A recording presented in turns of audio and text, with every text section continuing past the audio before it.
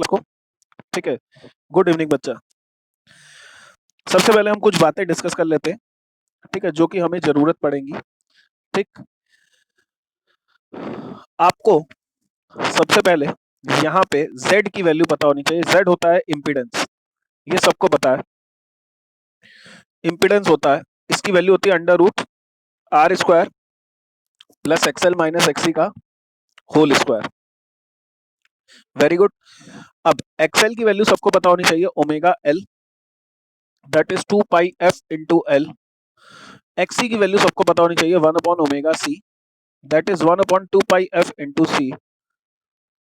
यहां तक सबको क्लियर है। अब आगे देखते हैं। ठीक है, ये पता होने के बाद हमें एंगल पता होना चाहिए। tan phi is equal to XL minus XC upon R. ठीक, अगर अगर यहां पे हमारे पास इंडक्टिव सिर्फ रेजिस्टिव सर्किट है, रेजिस्टिव सर्किट के लिए V और I एक साथ चलते हैं। इंडक्टिव सर्किट में V आगे I पीछे, और कैपेसिटिव सर्किट में V आगे पीछे I आगे, सब में 90 डिग्री का एंगल रहता है। चलो वेरी गुड। हमें पता होना चाहिए E R M S is equal to E naught upon root two V R M S, V तो सॉरी यही हो गया, I R M S is equal to I naught upon root two. अगर हम लोग E R M S upon I R M S करते हैं तो भी Z आता है, और भले ही हम लोग ई नॉट अपॉन आई नॉट करें तो भी Z आएगा। ठीक, ये बातें हमें पता होनी चाहिए। इसके बाद हमें नेक्स्ट जो बात हमें पता होनी चाहिए वो ये पता होनी चाहिए power factor angle. Power factor cos phi होता है आर अपॉन जेड। ठीक है, पावर फैक्टर क्या होता है? Cos phi R upon Z होता है। ठीक है, आगे बढ़ते हैं। कभी भी अगर एक सर्किट में आर है, एल है और सी है, तो आपको यहाँ पे अगर टोटल वोल्टेज चाहिए, क्या चाहिए? टोटल वोल्टेज चाहिए, तो आप लिखोगे हमेशा V square is equal to V R square plus V L minus V C का स्क्वायर। ये फॉर्मूला नहीं पता है तो याद करना। टोटल वोल्टेज चाहिए इज इक्वल टू रेजिस्टेंस की वोल्टेज का square plus V L minus V C का स्क्वायर। ये फॉर्मूला और जेड वाला फॉर्मूला मिलता जुलता है। ठीक है, यानी कि यहाँ पे बनेगा V is equal to under root V R square plus V L minus V C का स्क्वायर। याद करो, R square plus XL minus XC का स्क्वायर, जेड का फॉर्मूला है ये। ठीक है, एक बात और, अगर हमें सबका अलग अलग करंट, सबकी अलग अलग वोल्टेज निकालनी हो, यहाँ पे करंट आई जा रहा है, तो वी आर की वैल्यू आएगी आई इंटू आर, वी एल की वैल्यू आएगी आई इंटू एक्सएल, वीसी की वैल्यू आएगी आई इंटू एक्सी। ये सारी बातें हमें पता होनी चाहिए। ठीक, अगर किसी को नहीं पता है तो यहाँ पे एक बारी देख कर रिवाइज कर ले। ठीक, नेक्स्ट बात आते हैं रेजोनेंस। बस यही टॉपिक हमारे में बच रहा है। रेजोनेंस देखिएगा, रेजोनेंस का मतलब होता है रेजोनेंस का मतलब होता है कि यहाँ पे एक्सएल और एक्सी बराबर हो जाते हैं। ओमेगा की वैल्यू हो जाती है 1 upon under root L C. इसका मतलब हो जाता है एफ की वैल्यू हो जाती है 1 upon 2 pi under root L C. यहाँ पे जेड की वैल्यू होती है आर, और वोल्ट करंट होता है हमारे पास I is equal to V upon Z, that is V upon R. ठीक है, रेजोनेंस को बुलाने के बहुत सारे तरीके हैं। ठीक है, यहाँ पे इसको करंट एक्सेप्टर सर्किट बोलते हैं, करंट एक्सेप्टर सर्किट बोलते हैं। ठीक है, मैक्सिमम करंट बोलते हैं, मैक्सिमम करंट बोलते हैं। ठीक है, मिनिमम रेजिस्टेंस बोल देते हैं, बेटा नाम से पहचानना है, मिनिमम रेजिस्टेंस बोल देते हैं। ठीक है, यहाँ पे पावर फैक्टर 1 बोल देते हैं, पावर फैक्टर यूनिटी बोल देते हैं। तो ये सारी बातें हमारे पास रेजोनेंस की है। ठीक है, रेजोनेंस में एक्सएल एक्सी बराबर रहता है, वीएल वीसी बराबर रहता है, वीएल और वीसी बराबर है, एक्सएल और एक्सी बराबर है। ठीक है, यहाँ पे बाकी सारी बातें आपको पता है रेजोनेंस के बारे में, यही हमें बेसिक है जो कि हमें पूरे एसी चैप्टर में साथ में लेके चलना है। अगर हमने ये अप्लाई करना सीख लिया तो क्वेश्चन सॉल्व हो जाएंगे। चलिए स्टार्ट करते हैं। स्मृति ने डाउट्स भेजे हैं, सबसे पहले बेसिक से एक एक करके सारे डाउट्स डिस्कस कर लेते हैं। ठीक है, स्टार्ट करते हैं। ठीक है, स्टार्ट करते हैं, एक एक करके सारे डाउट्स डिस्कस कर लेते हैं। सबसे पहला, ठीक है, सबसे पहला डाउट, ठीक है, ये थोड़ा सा आईआरएमएस पे डाउट है, आईआरएमएस की डेफिनेशन पे डाउट है। क्वेश्चन नंबर 16 है, आपको दिया है I is equal to I naught T upon tau, T upon tau, कह रहा है find I R M S. ठीक है, अगर ऐसा क्वेश्चन आता है तो समझ लीजिए पेपर टफ है। सबसे पहले आप सभी को आई आर एम एस की डेफिनेशन बता दूं। नाम में है सबसे पहले स्क्वायर, देखो जिन बच्चों ने नहीं पढ़ा है उनको बता दूं, सबसे पहले आप इसका स्क्वायर करोगे, आई का स्क्वायर करोगे, फिर लिखा है मीन, मीन का मतलब होता है इसको इंटीग्रेट करेंगे टाइम के रिस्पेक्ट में, अपॉन टाइम डालेंगे, और फिर लिखा रूट, यहाँ पे रूट लगा देंगे। आरएमएस, आई आरएमएस का मतलब होता है रूट मीन स्क्वायर। सबसे पहले करो स्क्वायर, आई का स्क्वायर किया, फिर लगाओ मीन, मीन का मतलब होता है इसको इंटीग्रेट करेंगे dt के साथ और t से डिवाइड करेंगे, और फिर लगाओ रूट। चलो वेरी गुड। अब सवाल कह रहा है इसकी आईआरएमएस वैल्यू बता दो। आप कहोगे सर बहुत आसान है, यहाँ पे पूरा टाइम पीरियड टाउ दे रखा है, इंटीग्रेशन जीरो से टाउ, ठीक है, आई नॉट का स्क्वायर, टी का स्क्वायर अपॉन टाउ का स्क्वायर डी टी। चलो इसको सॉल्व करते हैं। सबसे पहले आई नॉट का स्क्वायर बाहर आएगा, आई नॉट बाहर आ जाएगा, ठीक है, ये बचेगा। देखो हमारे पास दिया हुआ था, फिर से देखो, मैं फिर से लिख रहा हूं, calculate I R M S if I is equal to I naught T upon tau, ये कांस्टेंट है, टाउ इज टाइम पीरियड। बेटा बोल रहा है आरएमएस, सबसे पहले स्क्वायर करो, आई का स्क्वायर, फिर मीन निकालो, मीन का मतलब होता है इसको dt के साथ इंटीग्रेशन करके टाइम के साथ डिवाइड करना, फिर लिखा है रूट निकालो। अगर हमने ये सॉल्व कर लिया तो आई आर एम एस आ जाएगा। चलिए आई आर एम एस कितना आएगा, यहां पे देखते हैं, अंडर रूट आई की वैल्यू क्या है, आई नॉट का स्क्वायर, ये 1 अपॉन टाउ बाहर लिख लो, तो टोटल टाइम पीरियड टाउ है, आई नॉट का square that is I naught square T square upon tau square dt का integration from 0 to complete time period tau. चलो ये टाउ स्क्वायर बाहर आ जाएगा, ये आ जाएगा under root I naught square upon tau cube integration of T square dt from 0 to tau.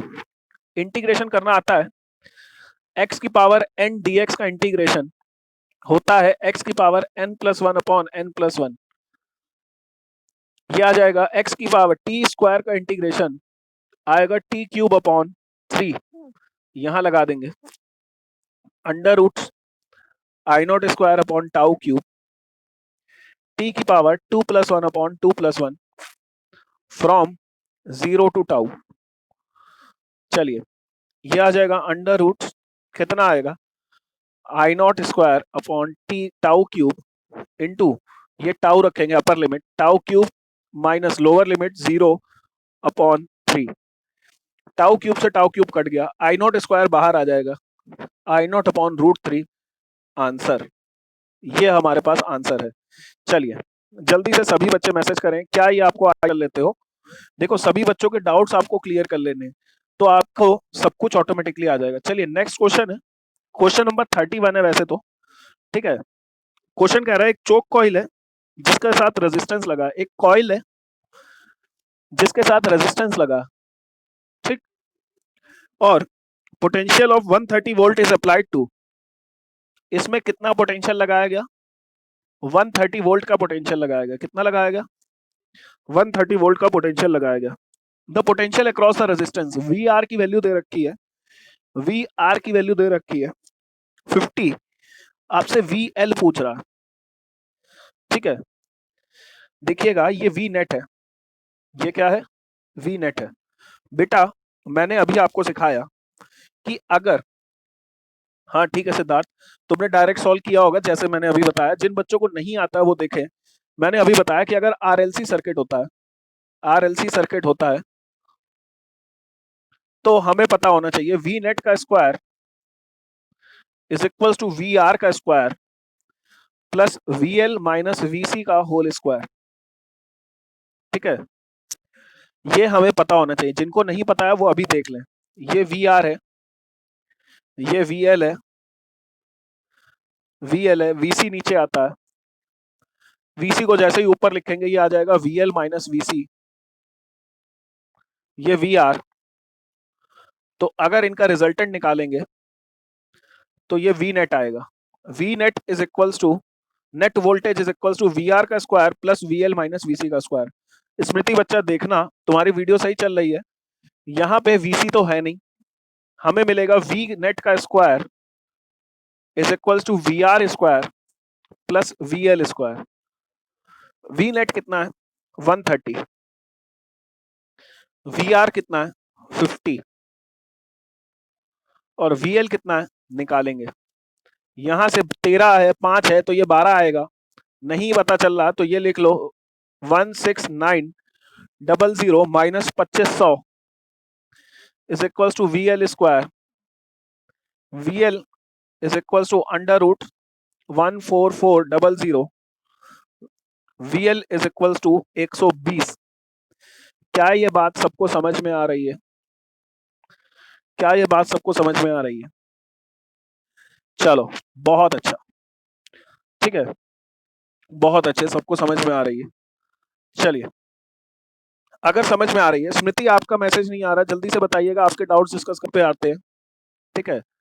Next doubt पे आते हैं, नेक्स्ट डाउट, ठीक है। यहाँ पे क्वेश्चन नंबर 32 है, ठीक है।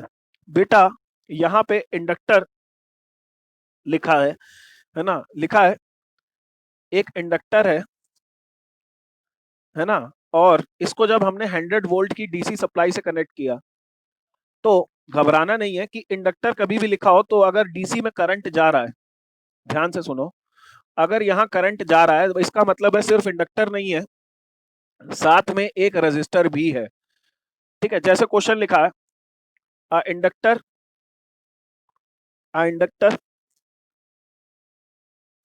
है ना कैरीज 1 एम्पियर करंट,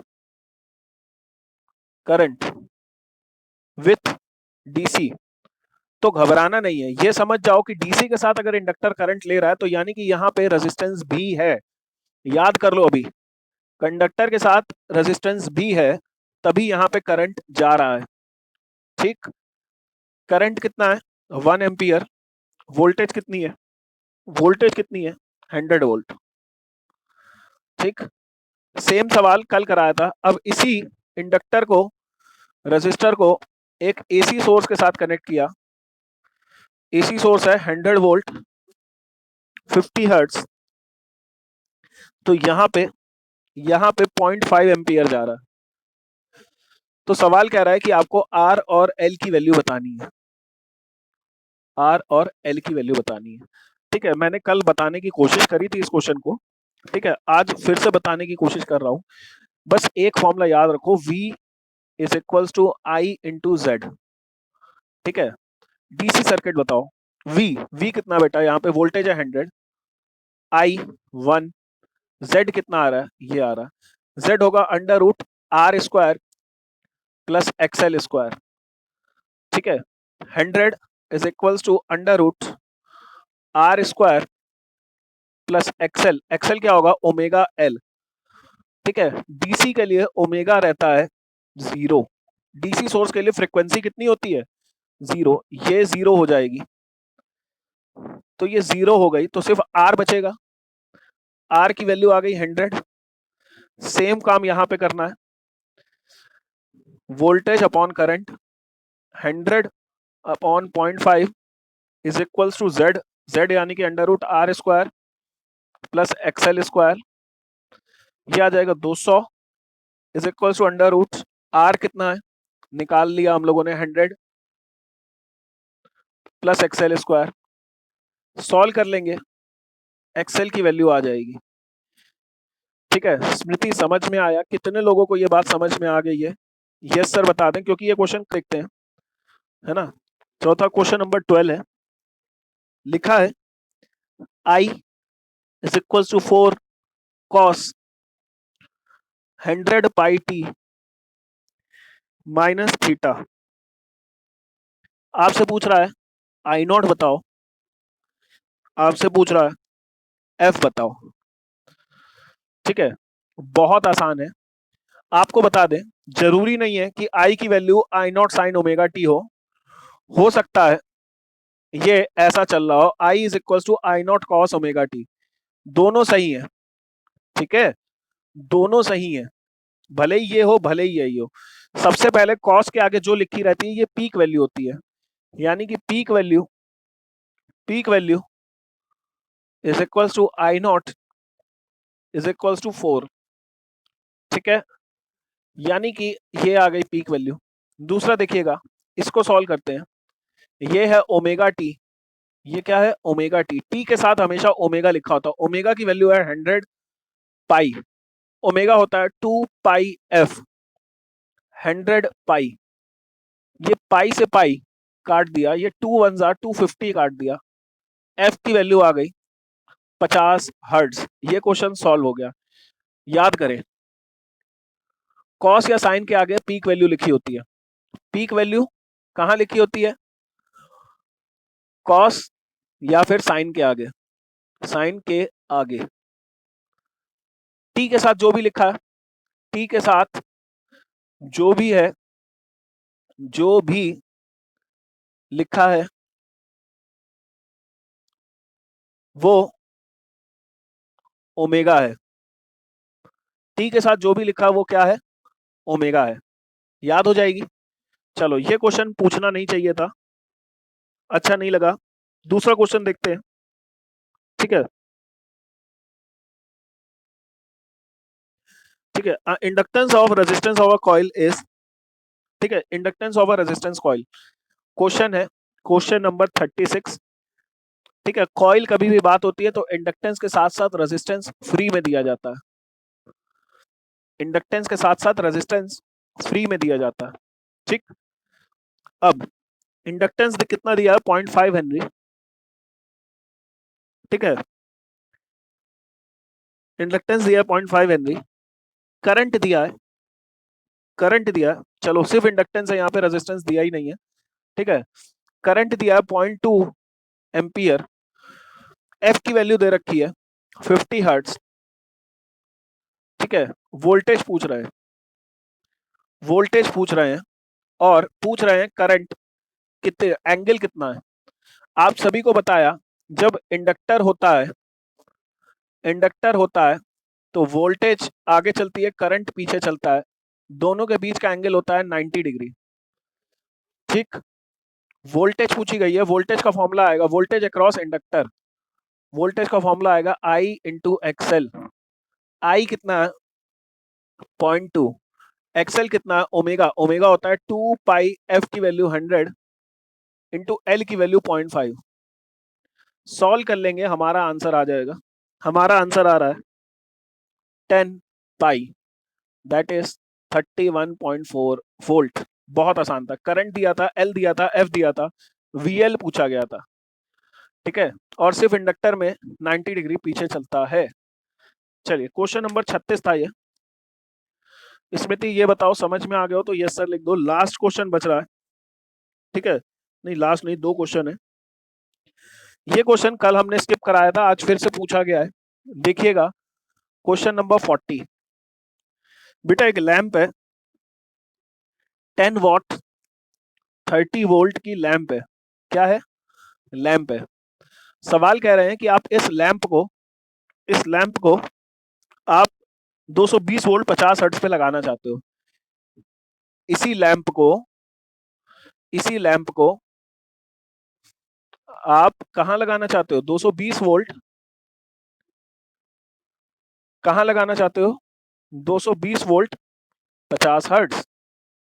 अब देखो बच्चा, होता क्या है, लैंप में करंट कितना जा सकता है हमें पता है, P is equals to V I. Power कितनी है? 10। V कितना है? 30। I निकाल लेंगे। इस लैंप के पास करंट जा सकता है सिर्फ 1/3।